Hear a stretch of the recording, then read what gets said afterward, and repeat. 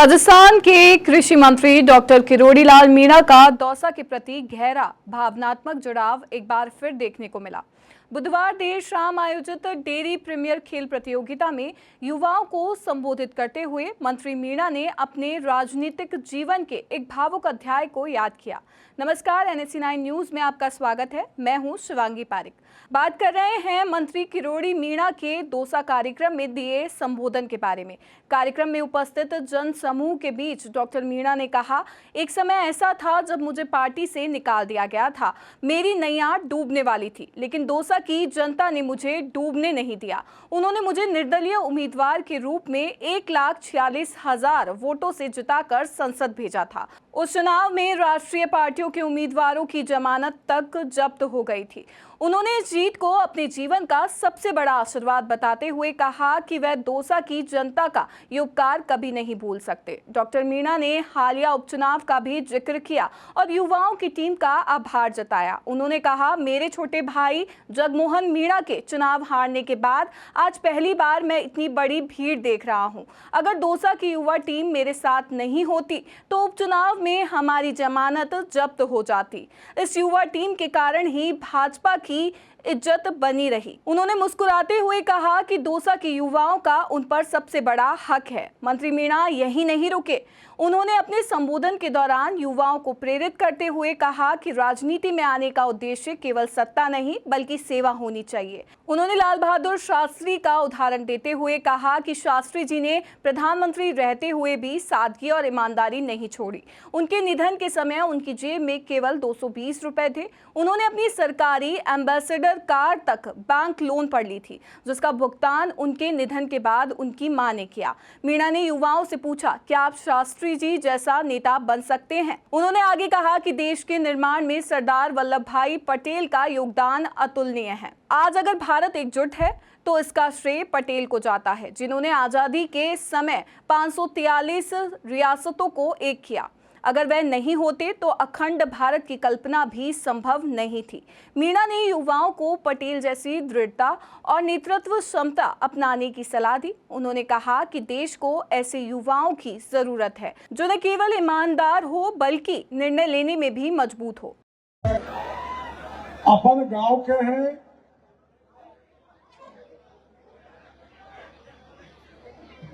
अपन किसान के बेटे हैं,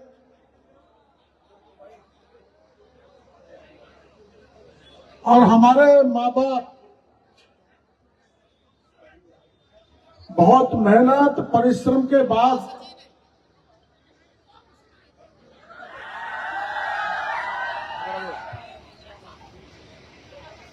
तो कुछ भी कर ले, तेरा दाव नहीं लगे। अपने लाल बहादुर शास्त्री देश के प्रधानमंत्री हुए थे ना, उन्होंने एक नारा दिया था, जय जवान जय किसान। I like it.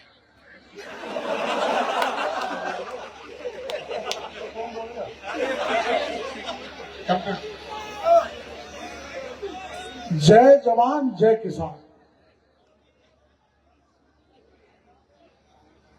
और जवान समाज में, जनता में, देश में। अरे तुम मत रहने दो भाई, खड़े रहने दो, मत समय मत खराब करो। मैं 5 मिनट ही बोलूंगा, ज्यादा नहीं बोलूंगा, क्योंकि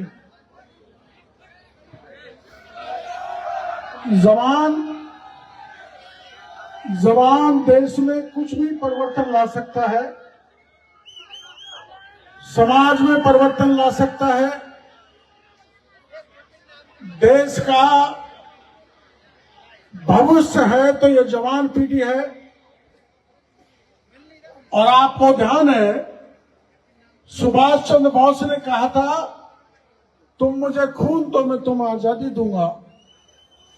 उस जवानी ने सुभाष चंद्र बोस को साथ दिया, हमारा देश आजाद हुआ।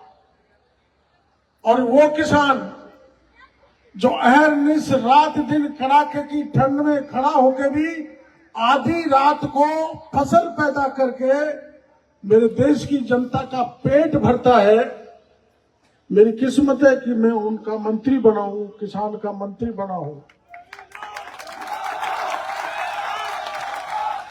और मैंने तय किया था कि मैं आमूल चूल परिवर्तन किसानों के हित में बाजी लगा के प्राणपण से किसानों का साथ दूंगा। और मैं आपको कहना चाहता हूं, आप सभी किसानों के बेटे हैं। पिछले 5 साल के आपने राज्य में देखा, जमानों का कोई भी मुद्दा आया, कोई भी मुद्दा, चाहे सब इंस्पेक्टर का पेपर लीक हो, चाहे मास्टर का हो, चाहे जेईएन का हो, चाहे सिपाही का हो, चाहे आरएसआरपीएस का हो,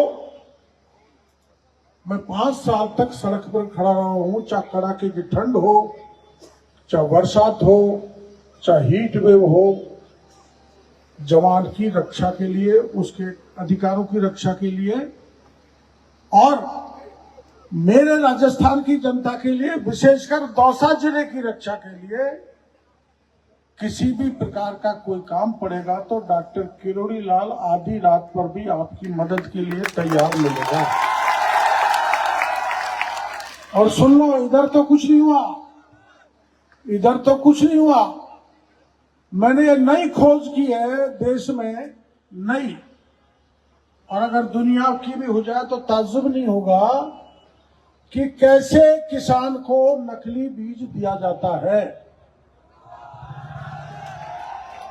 और कैसे किसान को नकली खाद दिया जाता है। आप सपने में भी नहीं सोच सकते थे, न अधिकारी सोचते थे, न किसान सोचता था, न उपभोक्ता सोचता था कि खाद भी नकली आता है, बीज भी घटिया आता है और पेस्टिसाइड भी घटिया आता है। और मैंने ये 4 महीने में करके बता दिया कि जो व्यापारी किसान को लूटेगा वो व्यापारी जेल की हवा खाएगा, वो स्वच्छंद हवा में नहीं घूम सकता। और आपको ये भी पता है कि पिछले राज्य में जो थानेदार बन रहे हैं उनके पेपर लीक हुए थे। 78 थानेदार जेल के शिक्षों में इसलिए है कि पिछले राज्य में मैंने आपको साथ लेकर लड़ाई लड़ी थी और आपने मेरे को भरपूर सहयोग दिया था। इस मौके पर मैं दौसा के ही नहीं, राजस्थान के सारे जवानों का आभार प्रदर्शन करना चाहता हूं कि मेरे को ताकत दी, जिसका परिणाम ये हुआ कि राज बदलने के बाद जिसने पेपर लीक किया वो जेल के शिक्षों में है, चाहे वो आरपीएससी का आदमी हो, चाहे वो थानेदार हो, चाहे कोई छुटभैया नेता हो, एक को भी सड़क पर नहीं घूमने देंगे। जिन्होंने जवानों के साथ ठगी की है, छलावा किया है, अत्याचार किया है, शोषण किया है, डॉक्टर किरोड़ी लाल के प्राण में तब तक तन में प्राण है, तब तक मैं जवान और किसान के साथ खड़ा हुआ हूं। मैं कतई बर्दाश्त नहीं कर सकता कि मेरे किसान के खेत में जहर डाला जाए। मैं कतई बर्दाश्त नहीं कर सकता कि मेरे किसान को घटिया क्वालिटी का बाजरा का बीज दिया जाए, गेहूं का बीज दिया जाए।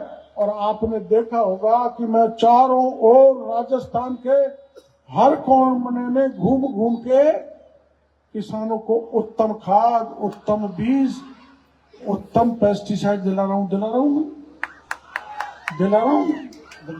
और जिस अधिकारी ने मैं लापरवाही की है, 11 अधिकारियों ने लापरवाही की थी, मैंने 11 के 11 को सस्पेंड करके घर भेज दिया। जाओ, तुमको नौकरी करने की आवश्यकता नहीं है।